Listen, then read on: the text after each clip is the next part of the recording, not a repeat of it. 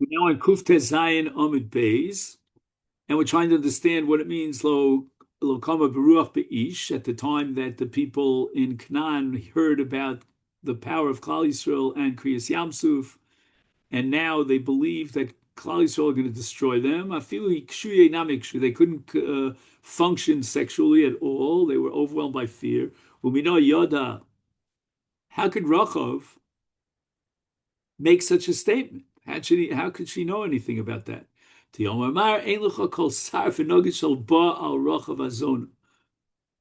many, many years, she was the most sought after harlot in the whole country, and every single leader and ruler in the world came to have relations with her. Amru Bas Yud Shana Hoisak Shiyasu Yisrael Mitzrayim. She was only 10 years old when the Bnei Yisrael left Mitzrayim. V'zonsa called Mem Shana Shahai Yisrael B'Midbar. And during the entire period of 40 years in the desert before Yoshua, at the beginning of the 41st year, came into Yericho, she was, as we say, the best act in town. But Achar Nun Shana, after Yoshua showed up, actually it wasn't Yoshua, but oh yeah, so that I remember. Kolev was there, I remember, and the spies came in, and she let them in. Is then she was misgayer. Achanun shonen is gaira. So again, for 50 years she was chief harlot in town, right? Amra, and she turns to Hashem and she says, "Will you forgive me for all that I did? Yehei machol li v'schar chevel chalon upishtim." Apparently when the people came to have relations with her when she served as a zona, they used to come through a window. There was a rope that they climbed up, and there was flax on which they lied down and had relations, and so forth and so on. And now, when she accepted the spies, the Jewish Meraglim, then she did the same thing. She put the chevel out and the pishtan and the chalon. She used the pishtan to let them go to sleep. I mean, all the Mefarshim say, okay, 50 years of promiscuity and immorality, and now she just, she lets in these spies, and that's going to. But apparently, God only tests someone whose tshuva was sincere, and God puts them back into the same situation that they were in when they sinned. So that she did sincere tshuva. And how do we know this? Because Hashem put her in the same test, in the same situation, with the same chevel, chalon, and pishtin when these men came in. Omar Mar, V'yovi kol chav b'zman ezer Hashem lasos kain. The goyim can also bring karbanos, even today. Minani mili, how do we know this? The Tanu Rabbanon, Daber el Bnei Yisrael mitzuvin, al shchutei chutz, ve'in avdei kachab mitzuvin al shchutei chutz. In other words, the Torah went out of its way to mention Bnei Yisrael in the parsha of Shchutei Chutz to teach you Bnei Yisrael v'lo umos ha'olam, that the umos ha'olam don't have a problem of chutz because they can bring their korban anywhere. Every single guy could build a private altar for himself. And he could bring on the altar anything he wants.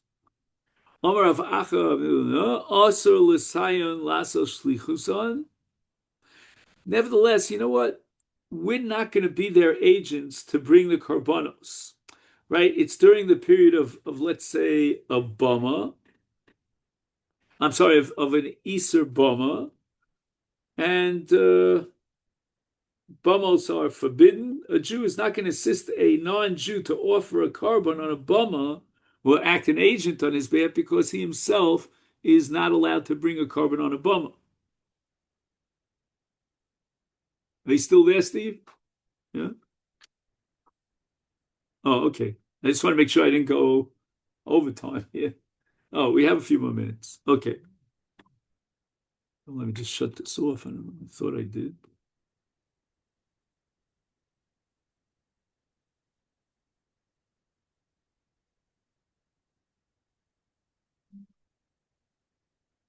Okay, so let's just summarize. A guy could bring a carbon even today on any altar that he wishes in any place in the world. He doesn't have shchutei chutz. Omar of Yaakov bar Achmezud. Also l'sayim v'laschichim. Omar Rav. Ulo rinu shari. Although we don't actively bring their carbon, they bring in themselves, but we're allowed to instruct them on what they're allowed to do and what they're not allowed to do. And to illustrate this, the Gemara quotes a story here about Rav. Ki hadi ifra hurmis. Okay, she was a Goyita. She was Ime, the mother of Shvur Malka, of the king. This is in Persia, I believe. Let's see if he mentions it. Okay. Shadra Kurbana L'Rava. She sent a carbon to Rav. Sholchale, and she added a message along with the shliach who brought her message and her carbon. Askua nilo l'shem shamayim. Do me a favor. I want you to offer this animal as a carbon l'shem shamayim. Amar lehu l'Rav Safra u'Rav Acha bar Huna. Rav said to his colleagues, Zilu Dabru, go ahead. I don't know if you could do this or get some other students to do it. Anyway, Dabru Trey Ulame Guloi. I want you to bring two young Goyim, and they have to have the same age. Apparently, that's a big mila here. V'chazu heichademaska yoma citron. And you should look for a place where we know that location was never used for any what's called tashmish hejo, for any secular purpose, and that's the sediment on the sea, where we know that the sea, brought this sediment, and nobody ever used it. And we need new wood to burn on the altar, and afiku nura mimar chadita. And I want you to bring a fire by, I guess, rubbing two pieces of steel together. And make sure that the sacrifice is brought for the sake of heaven. Omar Abai wants to know, why was it necessary for Rava to instruct these chachamim that they should bring wood that was brand new wood that was never used? Keman. Ki Rabbi Elazar ben Shemua Desanya, Rabbi Elazar ben Shemua Omer, Shelo Yishtamish Bo Hejot. I'm sorry, Ma Mizbeach, Shelo Yishtamish Bo Hejot, Af Eitzim Shelo Yishtamish Bo Hejot. There's an equation here in Shmos Chaf Hey. It says V'yoseli Migdash, etc. And that is an equation from the Mizbeach to whatever you bring on the Mizbeach, like the Eitzim. And the Mizbeach would never have been used for purposes of a hedjot, a commoner heat. Af Eitzim shelo yishtamish b'hem hedjot. Fact the Gemara v'hamodeh Rabbi Elazar ben Shemua b'bama. I'm going to quote to you a Bryce and prove to you that Rabbi Elazar allows you to bring used wood on a bama. Tisanya, we learned to the Brisa, Kosev Echad Omer Vayitain David Li Arnon Bamokom Shikle Zav Mishkal Sheshmeos. So David gives Arnon, in order to buy the place for the Migdash, gold shekels, 600 by weight. Uksiv, but in another part, that's in Divrei Yomi. But let's compare it to Pasuk in Shmuel Beis, and there it says, "Vayiken David es hagorem es habakar bekesef shkolim chamishim." So what is it? Is it 600 or is it 50? And the Gemara is going to give some answers here. Ha ketzad, how do we reconcile this contradiction? Go v'mikol shevet v'shevet chamishim, from every shevet, that's 12, you collect 50 shekels. Shehein sheish mils, 12 times 50 is 600. I mean, Steve, this is up your alley. Is that correct? We don't need a calculator for that. Okay. Rabbi Omer, Mishum Avishal, he has a different calculation. Bakar v'etzim u'mokum izbeach b'chamishim, and kol habayis kula b'sheish meals. Rabbi Lazar ben Shamua, again, you have to change the gears here a little bit, Omer. Bakar v'etzim b'chamishim, and mokum b'chol habayis kula b'sheish meals. And the Ksiv Vayomar Nona Arvona, which is the same as our Nona.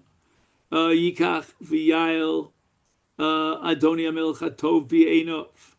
Ra HaBakali Olav HaMorgim. Oh, we'll see what this all means in a minute. Uklei HaBakali Eitzim.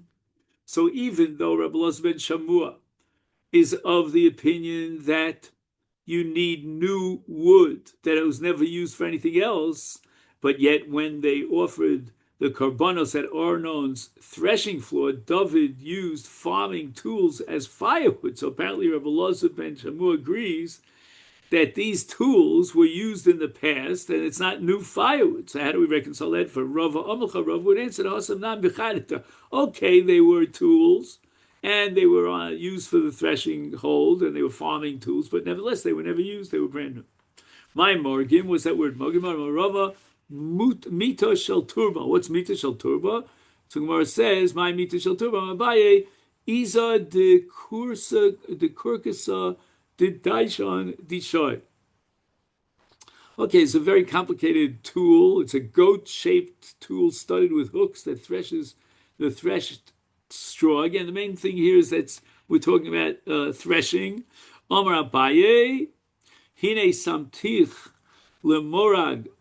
Charutz Chadash Bal Pifios, I've made you a new sharp morag with many sharp edges so that you can thresh the mountains and grind them small. And that is a pasuk in Yeshayahu and Navi. So we see that morag is a threshing tool. Mikri le Rava Lebre, Rava read a pasuk in front of his son. The Rami le Kroya Adodi, and he showed that there's a contradiction between that pasuk and another pasuk. Ksiv Vayitain David or not. Uksiv Vayikain David. Vayitain sounds like he gave him a gift, and Vayikan sounds like he purchased it. HaKetzad, how do we reconcile this? Go v'mikol shev chamishim shehein sheish meos. Right, he collected from each one of the 12 shvatim 50 shekels, and 12 times 50 is 600. Vakati kashin adodi. I still have a stira because hasam kesev v'hachazav. Right, the pasuk in Shmuel indicates that he paid with silver shekels, but the pasuk in Divrei Yomim indicates that he paid with golden shekels. Elahachi come. This is what Rava said. Gove kesef v'mishkal sheish me'osav. He collected from each of the shvatim an amount of silver, the weight of which was worth 50 shekels of gold. So it was very heavy, weighty silver, and it was worth 50 shekels of gold, which if we multiply by 12, you get 600 shekels of gold. Kochim Kal, the Mishnah says, Nechalim b'chol makli Yisrael. Omar Rav Huna, b'chol mekomos Yisrael. We're assuming that although after the Mishkan is built, there are certain specific places where you're allowed to eat kochim kalim and also ma'aser sheni. Like, for example, during Mishkan Shiloh, you could eat ma'aser sheni b'chol anira as long as you could see the Mishkan. But in the Midbar, before the Mishkan was erected, then b'chol mekomos Yisrael, there's no machnos, there are no encampments. It's like this encampment, that encampment. So Esvei Rav Nachman or Rav Huna, I'm going to prove to you from a brisa that there were machnos in the Midbar. Machnos mivlohavi ha'tanya, we learned in the brisa keshem shem machna b'midbar, just like there were machnos in the Midbar. Kach machna b'Yushalayim. So too in Yushalayim there were machnos. What are the three machnos in Yerushalayim? Yerushalayim from the outer border of Yerushalayim till the Harabayis. It's Machna Yisrael. Me Harabayis l'shar Nikanor Machna Levia.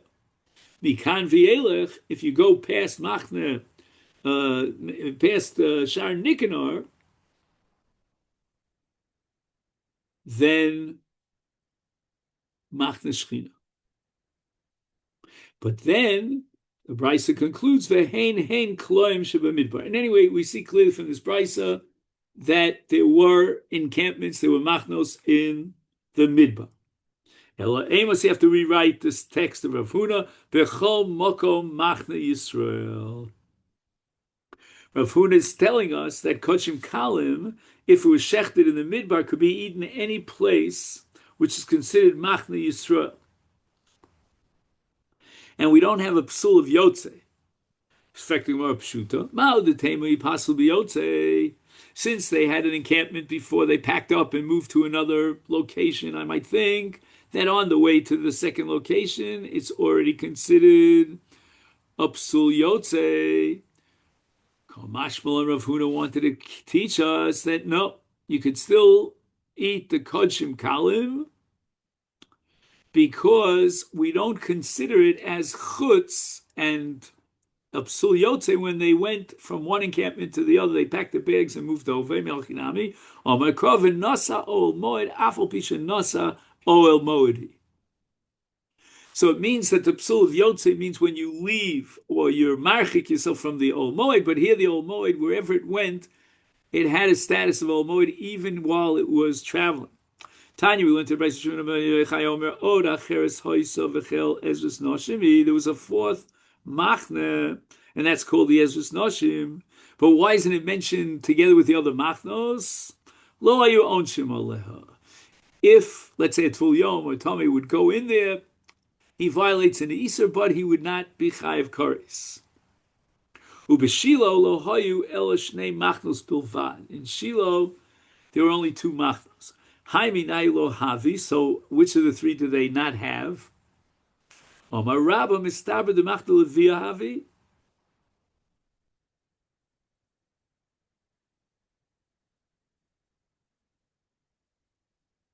Just 1 second.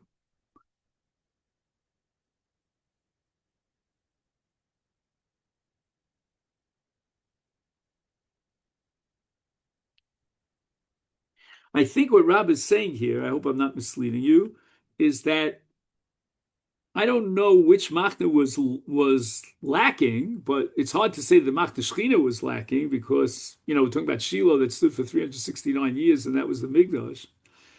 And now he's adding it's mistaber that the machna Levia was not lacking, it was there, which would mean by proselytization that only the machna Yisrael was lacking. If you're going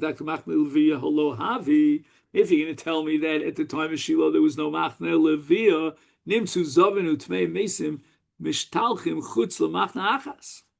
Right? We'd only send them out of the machne Shechina, and we don't have to send them out of the machne Yisrael, and there is no machne levia. And Torah amru lo yitamu es machanehem tein machne lezeh or machne lezeh. Okay, then this is where we'll stop here on Daf Kuf Yud Zayin. Okay, wishing you a great day. Thank you so much.